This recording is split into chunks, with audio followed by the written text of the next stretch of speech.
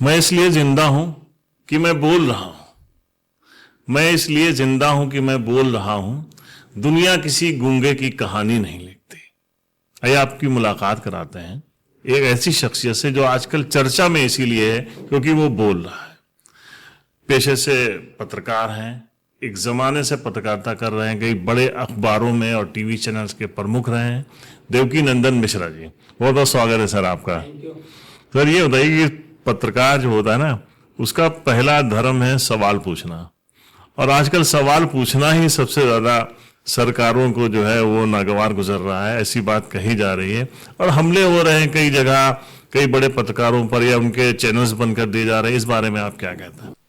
देखिए, पत्रकार जो है, आप आजादी से पहले उठा करके देखिए कि लोग पत्रकारिता करते थे। गांधी जी भी पत्रकार थे, गणेश शंकर विद्यार्थी पत्रकार थे, अटल बिहारी वाजपेयी खुद पत्रकार थे।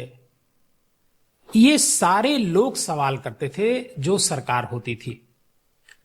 गांधी जी गांधी इस वजह से बने क्योंकि उन्होंने दक्षिण अफ्रीका की सरकार से सवाल किया। दक्षिण अफ्रीका की सरकार के खिलाफ उन्होंने जो रंग भेद की वहां पर नीति थी, उसके खिलाफ लिखा अखबारों में और वो छपा। उसके बाद जो वहां की सरकार थी उसने उनको जेल में डाल दिया।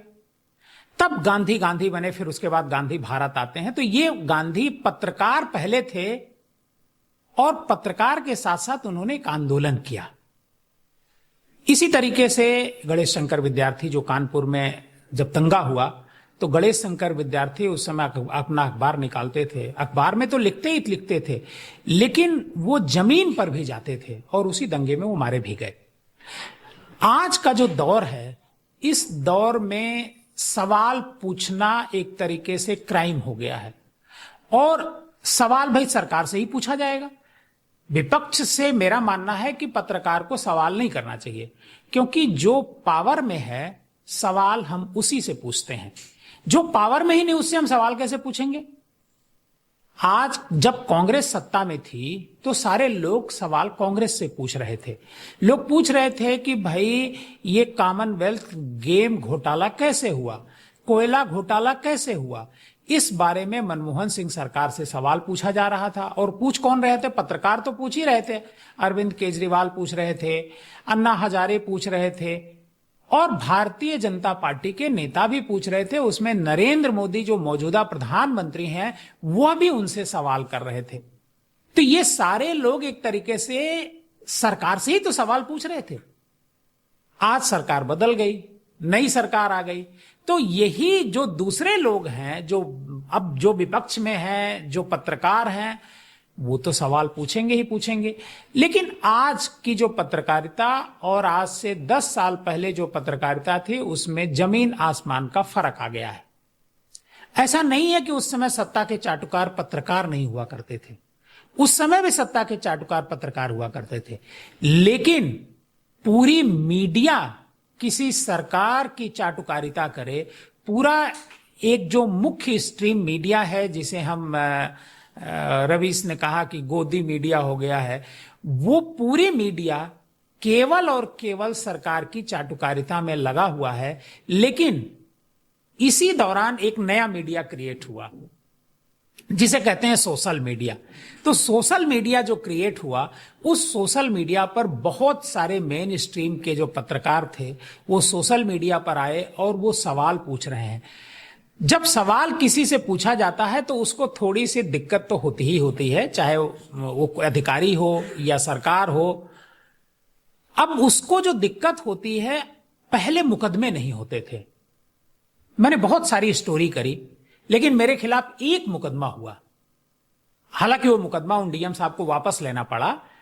इससे अलावा कभी कोई मुकदमा नहीं हुआ। मैंने बहुत अधिकारियों के खिलाफ लिखा, उनकी कार्यशैली के बारे में लिखा। किसी अधिकारी के बारे में आप निजी तौर पर कुछ नहीं लिखते हैं। जब भी कोई रिपोर्टिंग करते हैं तो वो करते हैं उनकी कार्यशैली क्या है, जो जनता को इफेक्ट करती है।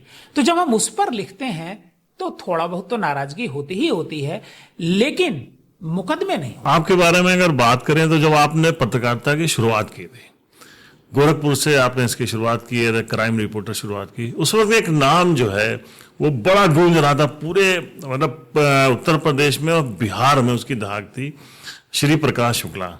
उसके खिलाफ भी बहुत कुछ खबरें आपने लिखी, डरे नहीं। आज के वक्त में, क्योंकि आप एक लखनऊ में एक बड़ी अखबार के एक यूनिट है उसके हेड रहे हैं, आपने देखा कि क्या पत्रकार धमकाया जा रहा है या उसके अंदर कोई डर है? देखिए, पहली बात तो ये है कि जिसका नाम आपने लिया श्री प्रकाश शुक्ला, वो गोरखपुर का ही था। और श्री प्रकाश शुक्ला जैसे अपराधी अब नहीं रहे। श्री प्रकाश शुक्ला बहुत डेयरिंग क्रिमिनल था। वो किसी से डरता नहीं था, इवन कि पुलिस से भी नहीं डरता था। वो अगर रास्ते में जा रहा है और पुलिस का नाका लगा हुआ तो कभी वो डरा नहीं। तो सर, ये अपराधियों से शुरुआत होती है, उसके बाद धीरे धीरे आप फिर लखनऊ आते हैं, और लखनऊ में जब आप होते हैं उसके बाद फिर आप यूनिट हेड हो जाते हैं। अखबारों पे उस वक्त की पत्रकारिता में और आज के समय में सरकार का कितना दबाव है?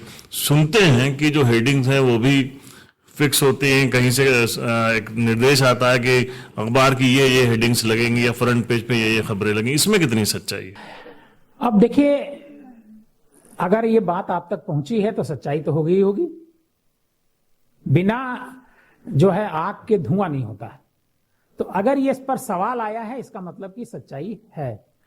देखिए, केंद्र में भारत सरकार में 2 ऐसे अफसर हैं जो यही काम करते हैं कि टेलीविजन पर किस मुद्दे पर रात को बहस होगी 8 बजे प्राइम टाइम पर, वो मुद्दा वहीं से डिसाइड कर दिया जाता है। और वही मुद्दा हर एक चैनल पे चलता है। आप चैनल कोई भी खोलिए, एक ही विषय चल रहा होगा। अगर भारत पाकिस्तान चल रहा है तो भारत पाकिस्तान चल रहा है। कई दिनों से मैं चैनल पे, मैं वैसे टेलीविजन देखता नहीं हूं, लेकिन जब मैं तैयार होता रहता हूं तो 2-4 मिनट के लिए न्यूज 5-7 मिनट के लिए देख लेता हूं। हर चैनल यही दिखा रहा है कि पाकिस्तान थर थर कांप रहा है, कई दिनों से दिखा रहा है। अब आप सोचिए कि चैनल वालों के पास शब्द भी नहीं है कि थर थर कांप रहा है के अलावा भी कोई शब्द इस्तेमाल कर लें। मतलब पब्लिक के भीतर यह बात बैठाई जाती है कि पाकिस्तान थर थर कांप रहा है। अरे थर थर कांप कैसे रहा है, ये भी तो बताना चाहिए। क्या इफेक्ट पड़ रहे हैं उस कंट्री के ऊपर, क्या हो रहा है, किस तरीके से हो रहा है, इसके बारे में भी कुछ बताइए ना। थर थर कांप रहा है, थर थर कांप रहा है, तो ये कौन बता रहा है? और सारे चैनल एक ही दिखा रहे हैं थर थर कांप रहा है। तो क्या सबके यहां जो एडिटर बैठा हुआ है, जो रिपोर्टर बैठा हुआ है, जो प्रोड्यूसर बैठा हुआ है, वो सब केवल थरथर ही जानते हैं और कुछ नहीं जानते हैं? तो ये होता है और ये हो रहा है, और पहले ऐसा नहीं होता था, इसमें कोई दो। सर, कहा जाता है कि राइट और लेफ्ट 2 तरफ की पत्रकारिता है। प्रो गवर्नमेंट है और कुछ लोग अगेंस्ट गवर्नमेंट है। अगेंस्ट शायद उनको कहा जाता है जो सवाल पूछ रहे हैं। देश में कुछ गिने चुने पत्रकार रह गए हैं, उनमें आपका भी नाम आता है। डर लगता है? नहीं, किस बात, देखिए क्या है, चैनल बंद हो जाएगा या अब आपने हालांकि वो पत्रकारिता से ये इलेक्शन मैनेजमेंट का रुख अख्तियार कर लिया है, इसके कारण भी बताइएगा। पहले बताइए, डर लगता है कि नहीं, देखिए, डर लगने का कोई कारण नहीं है। डर की वजह ये नहीं है। हम लोग शुरू से, मैं आपको एक छोटी सी घटना अपने पत्रकारिता जीवन की बताता हूं जो मैं कभी भूल नहीं सकता हूं। मैं गोरखपुर में था, बात 2009 की है। एक वहां पर डीएम हुआ करते थे राजन शुक्ला। राजन शुक्ला अब रिटायर हो गए, आईएएस अधिकारी हैं, और वो बहुत शौकीन मिजाज आदमी थे। वो एडी कॉलेज है लड़कियों का, गर्ल्स का बड़ा प्रोमिनेंट कॉलेज है गोरखपुर का। वो यहां पर जाते हैं एक फंक्शन में, और वहां पर जैसे फंक्शन में होता है, आप लोग भी जाते हैं, तो जिस फंक्शन में जाते हैं वहां कुछ डांस का प्रोग्राम होता है, कुछ इस तरह का कल्चरल प्रोग्राम होता है। उस कल्चरल प्रोग्राम में वो भाग लेते हैं, और कल्चरल प्रोग्राम में भाग लेने के बाद जब वो वापस आते हैं, वो प्रिंसिपल से कहते हैं कि मैं चाहता हूं कि ये जो 2-3 बच्चियों का डांस जो है हमारे घर पे कराइए। अब डीएम बुला रहा है तो प्रिंसिपल की क्या हैसियत? प्रिंसिपल पहले तो आनाकानी करती हैं, क्योंकि गार्जियंस, बच्चियां बड़ी थी, इंटर कॉलेज था वो, किसी के घर में डांस करना। लेकिन फिर भी डीएम साहब का दबाव था, एडीएम साहब का दबाव था, और वहां पर डीएम साहब के घर पे डांस होता है ड्राइंग रूम में, और गाना क्या बजता है, वो गाना भी मुझे भूलता नहीं है, कूद छमाछम पानी में। डीएम साहब डांस कराते हैं, घटना मतलब ये काम होता है, खत्म हो जाता है, लेकिन खबर तो वही जब छपे। करीब 1 सप्ताह या 10 दिन बाद मुझे कहीं से पता चलता है। तो आप सोचिए, मैं पहले तो भाई इसके लिए सबूत जुटाना, डीएम के बारे में लिखना था। उस समय इस तरह के इक्विपमेंट नहीं हुआ करते थे, तो कैसेट वाले टेप रिकॉर्डर हुआ करते थे। अब इसके लिए हमको रिकॉर्ड, रामेन सिन्हा हमारे एडिटर थे, मैं ब्यूरो चीफ था, रिकॉर्ड किया गया और रिकॉर्ड करके मतलब प्रिंसिपल का बयान रिकॉर्ड किया गया, उनको धोखे से रिकॉर्ड किया गया, उनको ये बताया नहीं गया कि हम छापने सबूत के लिए। कुछ गार्जियंस का रिकॉर्ड किया गया जिस पर गार्जियनों ने आपत्ति की थी, उनको भी नहीं बताया गया कि हम वो पहले वो वॉकमैन होते थे उसमें चुपचाप जी चुपचाप नहीं, फोन के जरिए रिकॉर्ड किया। अच्छा फोन में अच्छा ओके। लैंडलाइन से रिकॉर्डिंग हुई और उसके बाद हमने खबर छापी भाई साहब, पूरे हंगामा मच गया, विधानसभा तक मामला उठा, विधानसभा में लोगों ने उठाया। योगी आदित्यनाथ जो उसमें सांसद हुआ करते थे, इन्होंने बड़ी मेरी तारीफ की, फोन करके कहा मुझसे कि मिश्रा जी आपने बहुत अच्छा किया, इस पे आप टिके रहिएगा, क्योंकि योगी जी सही चीज पे बहुत लोगों को साथ देते हैं। कई सीरियल्स मैंने खबर छापी, मैंने मुझे लगता 8-10 बड़ा बवाल हुआ, और उसी केस में मेरा ट्रांसफर भी लखनऊ हो गया। उन्होंने सहारा श्री और पता नहीं कहां योगेंद्र नारायण जी चीफ सेक्रेटरी थे, उनको सहारा श्री से बात करना पड़ा। तो सहारा श्री ने यहां पर एक मीटिंग बुलाई हमारे ट्रांसफर के बाद, और कुछ लोगों के मैं उसमें नहीं था, सीनियर्स उसमें थे, स्वतंत्र मिश्रा जी थे, रणविजय जी थे, और कई लोग थे, गोविंद जी। तो सहारा श्री जी ने कहा कि जिसके घर शीशे के होते हैं वो दूसरों पर पत्थर नहीं मारा करते, मेरी उस स्टोरी पर। तो ये एक अलग बात है। तो डर जब उस समय नहीं लगा तो अब किस बात का डर है? और डर किस बात का? हम लोग अपना काम कर रहे हैं, पत्रकार का काम है सवाल पूछना। चूंकि हम बेसिकली पत्रकार हैं, नहीं बिल्कुल आपने सही कहा। दरअसल है क्या, उस समय भी ये पाबंदियां थी, मेरे ऊपर बहुत सारे दबाव डाले गए। मेरे पिताजी उसी जिले में, गोरखपुर जिले में ही ब्लॉक डेवलपमेंट ऑफिसर थे, उन पे दबाव बनाया गया। तो उस समय भी ऐसा होता था, ऐसा नहीं। और हमारे खिलाफ राजन शुक्ला ने एक सिविल सूट फाइल कराया, हुआ कुछ नहीं, लेकिन एक सिविल सूट फाइल कराया। अब आपने जो दूसरा सवाल पूछा कि पत्रकारिता से आप इलेक्शन की तरफ, दरअसल क्या है, आप भी उसमें मुझे लगता है कि आप शामिल रहे होंगे कि 2012-11 में हम लोगों ने, जब हम सहारा में थे, तो हम लोगों ने एक सर्वे कराया था उत्तर प्रदेश में, आपने भी वो फॉर्म भरा होगा। तो वो जो पूरा एक सर्वे कराने का तरीका था, उसको हम लोगों ने डिजाइन किया था, और डिजाइन करके अपने जो पूरे जो हमारे उत्तर प्रदेश में संवाददाता थे उनके जरिए हम लोगों ने उसको फॉर्म को फिल कराया था, बहुत साइंटिफिक तरीके से। हालांकि उसमें उतनी टेक्नोलॉजी नहीं थी। जब फॉर्म फिल हो करके आ गया, फिर उसको कंप्यूटर में फीड करवाया गया, सॉफ्टवेयर बनवाया गया, उसका जो रिजल्ट आया वो बड़ा चौंकाने वाला है, हो सकता है आपको पता हो। उसमें आया था, उसमें मायावती मुख्यमंत्री थी, उसमें आया था कि समाजवादी पार्टी 225 सीटें जीत रही है। तो ये जो सर्वे हमने कराया, उसी समय से हमारे दिमाग में था कि हमको इलेक्शन का काम करना चाहिए। वैसे भी पत्रकार से ज्यादा इलेक्शन मैनेजमेंट बेहतर कोई कर नहीं सकता, क्योंकि पत्रकार की एक समझ होती है। तो मैं 2021 में जब मैंने सहारा छोड़ा, उससे पहले से ही काम मैंने शुरू कर दिया था, लेकिन 2021 में फुल फ्लेज इलेक्शन का काम हम करते हैं। और इलेक्शन में जितने भी तरह, कैसे हम इलेक्शन जीत सकते हैं, how to win your election, हम उसके सारे पहलुओं पर काम करते हैं।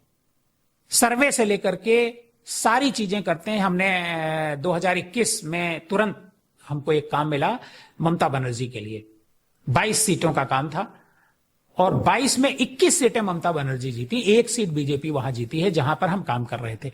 हालांकि प्रशांत किशोर, देश में बड़ा नाम है इलेक्शन का, प्रशांत किशोर जी भी वहां पर काम कर रहे थे। तो इलेक्शन मैनेजमेंट एक बड़ा सब्जेक्ट है और इसका बड़ा व्यापक दायरा है। तो उस सेक्टर में मुझे ऐसा लगता है कि पत्रकारों को इसमें खुल करके आगे आना चाहिए। वैसे पत्रकार पहले से ये काम करते रहे हैं, आपको शायद ये पता नहीं होगा या पता हो, एक आलोक तोमर जी पत्रकार हुआ करते थे, अब नहीं है, बहुत बड़े पत्रकार थे। आलोक तोमर जी अटल बिहारी वाजपेयी जी का भाषण लिखा करते थे। यह भी मैनेजमेंट का एक हिस्सा है। जी। तो मैनेजमेंट करना पत्रकार का काम है। हालांकि अब इसमें बहुत सारे प्रोफेशनल आ गए हैं, क्योंकि डेटा एनालिसिस का काम होता है। तो डेटा एनालिसिस तो हम लोग खुद करते हैं, हम उसके बारे में जानते हैं कि कैसे डेटा को एनालाइज किया जा सकता है। 2024 का इलेक्शन था, मैं अकेला व्यक्ति था जो कई टेलीविजन पर मैंने ये बात कही कि बीजेपी यहां 50% सीटें हासिल कर ले तो बड़ी बात होगी 2024 के इलेक्शन में, क्योंकि हमारा ये सर्वे बोल रहा था। और ये बात मैंने कई टेलीविजन पर कही, लेकिन लोग नहीं मानने को तैयार थे। एग्जिट पोल आता है, एग्जिट पोल के दिन मैं 2 चैनल पे बैठा था, भारत समाचार और भारत एक्सप्रेस। एग्जिट पोल आया, एग्जिट पोल के अगले दिन भारत एक्सप्रेस समाचार में बैठा था। उसी दिन उपेंद्र राय जी बैठे हुए थे, एंकरिंग कर रहे थे। तो उन्होंने पूछा, भाई देवकी जी, आपका जो आकलन है वो तो उसके उलट ये एग्जिट पोल आया है। मैंने कहा, सर कल गलत साबित हो जाएगा भुवन जी, कल ये एग्जिट पोल गलत साबित हो जाएगा। तो हंसने लगे, पूरा पैनल हंसने लगा कि ये क्या कह रहा है बंदा। लेकिन हमने उसको एनालाइज किया।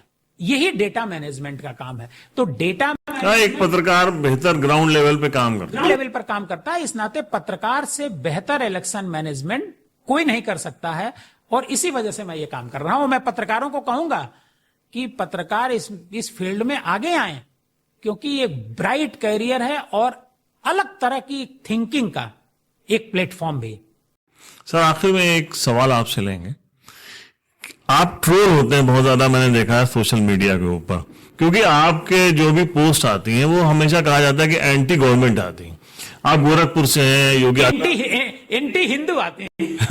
योगी आदित्यनाथ जिस वहीं के रहने वाले, आप शुरू से उनको जान रहे हैं, आपको आप कह रहे थे, वो आपकी तारीफ भी करते थे। सरकार के बहुत सारे दावे हैं, उत्तर प्रदेश में जो कानून व्यवस्था पहले से बेहतर हुई है, विकास की ओर उत्तर प्रदेश जा रहा है, फिर आप हमेशा एंटी क्यों लिखते? ना ना ना ना ना, मैं देखिए, योगी आदित्यनाथ जी से मेरे निजी रिश्ते हैं। मैं कभी भी योगी आदित्यनाथ जी के बारे में कभी कुछ नहीं लिखा, और मैं नहीं लिखूंगा, क्योंकि एक निजी रिश्ता होता है।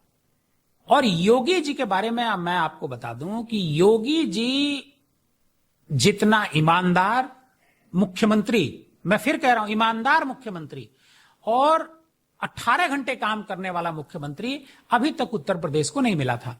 जिस दिन वो मुख्यमंत्री बनते हैं, मतलब पार्टी उनको नेता चुनती है कि ये मुख्यमंत्री बनेंगे, तो मैं वीवीआईपी गेस्ट हाउस में वो अधिकारियों से मिलते हैं, बहुत सारे नेताओं से मिलते हैं। अगले दिन मंत्रिमंडल का शपथ होनी थी। मैं शाम को ऑफिस से निकला, मैंने कहा भाई मैं भी योगी जी को बधाई दे दूं। मैं गया, भाई फोर्स वहां गेट पे घुसने नहीं दे रहा था, लेकिन जब वहां कई लोग थे हमको जानने वाले, अंदर गए। जैसे ही योगी जी ने मुझे देखा गेट पे, दरवाजे पर, ये मैं आइए मिश्रा जी, मैं अंदर गया तो योगी जी ने एक बहुत अच्छी बात कही। योगी जी ने कहा कि मिश्रा जी 18 घंटे काम करना है उत्तर प्रदेश में, और योगी जी काम कर रहे हैं। तो योगी जी की कार्यशैली पर कोई, योगी जी का मतलब सरकार तो वही होगी ना। योगी जी देखिए, आज जो है मुजफ्फरनगर में एक मंदिर से, मुजफ्फरनगर में एक इंस्पेक्टर और कई जो पुलिस वाले हैं वसूली करते पकड़े गए, उनको सस्पेंड कर दिया गया। योगी जी तो नहीं कहे कि आप वसूली करिए। योगी जी को जहां भी पता चलता है वो एक्शन लेते ही लेते हैं, बस पता चलने की बात है। मुझे तो योगी जी में कोई कमी नहीं है।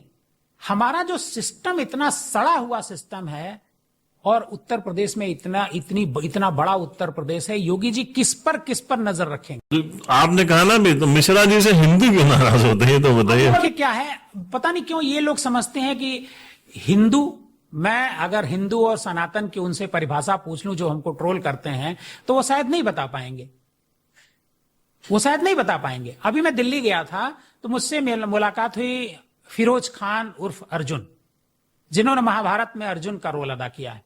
हम लोग बैठे हुए थे, तो और कई लोग, 6-7 लोग बैठे हुए थे, उनमें कुछ हिंदू थे, कुछ मुसलमान थे। तो एक साहब उसमें से हिंदू मुसलमान, जैसा आपने कहा, ये कर रहे थे, तो अर्जुन बैठे हुए थे। तो फिरोज खान ने कहा कि मिश्रा जी इनको रोकिए। हमने कहा क्यों, क्या हो गया? मैं मोबाइल देख रहा था। तो उन्होंने कहा बताइए हिंदू मुसलमान किए जा रहे हैं ये? अरे हिंदुस्तानी पहले बनिए, पहले हिंदुस्तानी बनिए। जिस दिन आप हिंदुस्तानी बन जाएंगे, ये हिंदू मुसलमान का भेद मिट जाएगा। पहली बात। दूसरी बात, उन्होंने कही कि मैं मुसलमान हूं, मुसलमान कुल में पैदा हुआ हूं, लेकिन यहां जितने हिंदू मुसलमान बैठे हुए हैं, 6-7 लोग थे, उन्होंने चैलेंज किया, कहा कि आप बताइए महाभारत के कितने श्लोक संस्कृत में आपको याद है। कोई नहीं सुना पाया। मैंने कहा मैं तो नहीं सुना पाऊंगा। और उन्होंने महाभारत के श्लोक मुझे सुनाए, कई उन्होंने डायलॉग सुनाए महाभारत के। आपने देखा होगा अर्जुन का रोल। अरे बहुत बहुत बहुत बहुत ज्ञान है, बहुत। तो मुस्लिम है, लेकिन वो अर्जुन का रोल कर रहे हैं, वो संस्कृत में पाठ पढ़ रहे हैं। एक और नाम मैं लूंगा आपको। एक स्वामी राजेश्वरानंद जी नाम है, बहुत बड़े कथावाचक हैं, अब तो नहीं रहे बेचारे, उनके बारे में कम लोग जानते होंगे। अब मैं करीब 7-8 महीने पहले मैं जया किशोरी जी का एक इंटरव्यू यूट्यूब पे देख रहा था, तो जो पॉडकास्टर थे उन्होंने पूछा कि ये बताइए कि आप सबसे अच्छा कथावाचक किसको मानती हैं? तो जया किशोरी जी ने कहा कि स्वामी राजेश्वरानंद जी।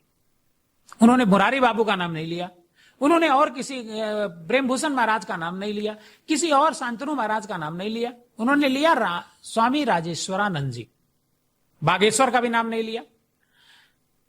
आप जानते हैं राजेश्वरानंद जी के बारे में? राजेश्वरानंद जी जन्म से मुसलमान थे, वो मुस्लिम घर में पैदा हुए, और जब बड़े हुए पढ़ने जाने लगे तो उनको भजन का शौक था, भजन गाते थे वो।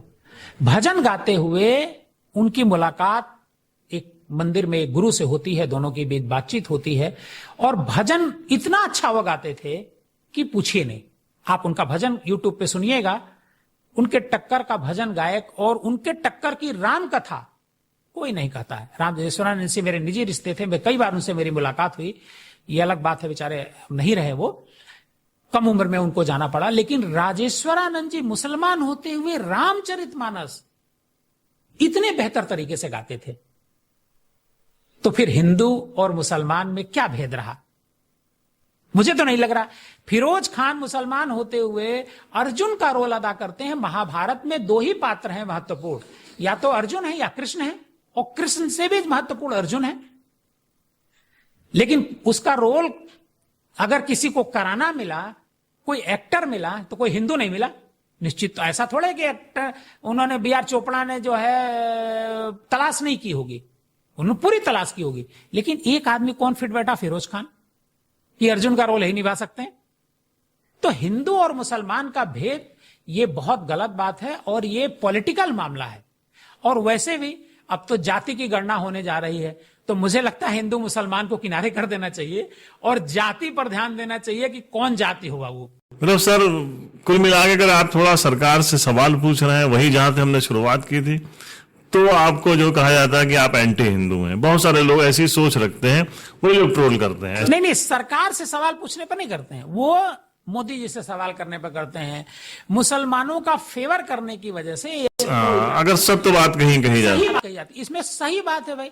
अब फिरोज खान की अगर हम तारीफ करेंगे, कोई नाराज हो जाए तो मैं क्या करूं? फिरोज खान तो फिरोज खान ही है, लेकिन उनका जो रोल है, क्या उसको कोई नकार सकता है? क्या उन्होंने अर्जुन का जो रोल किया था वो किसी को पसंद नहीं आया था? कितने लोग जानते हैं कि फिरोज खान जो है मुस्लिम थे? बहुत कम लोग जानते हैं ऐसा नहीं है, लेकिन बहुत कम लोग जानते हैं। क्योंकि जब उस पे कोई, जैसे परवेज अहमद इस पे नाम चलता है, उस पे नाम तो चलता नहीं था, वो लास्ट में टिकर चलता था, वो इतनी जल्दी निकल जाता था कि लोग नाम पकड़ नहीं पाते थे कि अर्जुन का एक्टर कौन है। अब फिरोज खान कोई बहुत करीब 350 फिल्मों में उन्होंने काम किया, लेकिन उनको जो प्रसिद्धि मिली वो अर्जुन से मिली। तो मुसलमान और हिंदू का मुझे नहीं लगता है कोई भेद है। मेरा ऐसा मानना है कि देश में हिंदुस्तानी होना चाहिए। मैं आपको एक और छोटी सी घटना बताऊं। एक साहब अमेरिका के राष्ट्रपति थे, ओबामा भारत आए थे, उनके साथ एक डेलीगेशन आया हुआ था। तो आजमगढ़ के बहुत सारे मुस्लिम जो है अमेरिका में रहते हैं, उसमें से एक, उसमें बनारस में पोस्टेड था। तो एक उन्होंने भी अपना व्हाइट हाउस घर बना रखा है अमेरिका में, वाशिंगटन डीसी में। जैसे व्हाइट हाउस राष्ट्रपति का है, वैसे ही व्हाइट हाउस उन्होंने बनवा रखा है।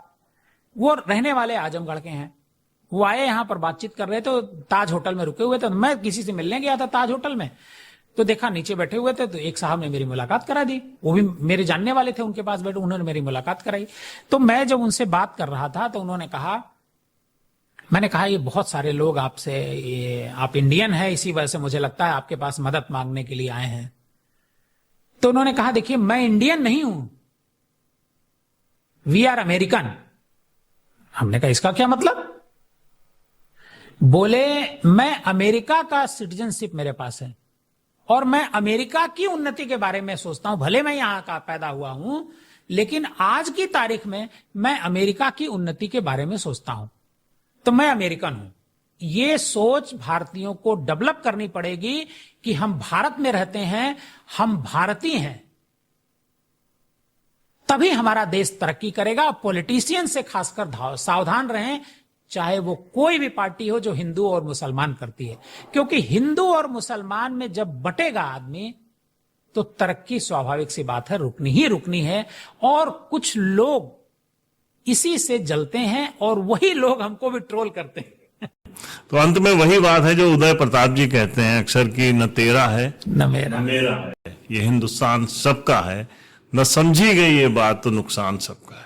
सर इस इंटरव्यू में मुझे बहुत खास मजा ये आया कि हम अक्सर इंटरव्यू करते रहते हैं, लेकिन आपके साथ, मैं एक पत्रकार था, यूनिट हेड थे मेरे, और आपके साथ आज इंटरव्यू किया तो दिल से बहुत मजा आया। बहुत धन्यवाद, शुक्रिया आपका समय देने के लिए।